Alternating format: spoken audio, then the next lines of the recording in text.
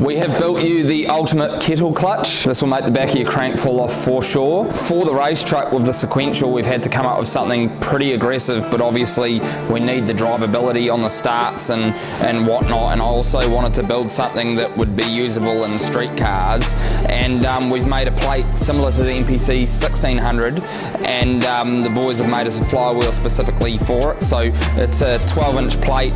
It is a 5-puck, but with the sprung centre it actually drives just as good as anything that I've ever had in, and even running like 35 odd pound boost, like it's just got no sign of slipping. So if you are looking for a clutch upgrade, this is the best one that I've made to date, and we've tried multi-plates and all sorts of stuff. They drive really nice, it's got a real big disc diameter, and because it's got a very long finger on the actual cover, it is real light under the foot. So as far as drivability and torque handling and whatnot goes, I think you will be surprised if you have a truck that you beat the shit out of and it is quite grunty. This is going to be the setup for you.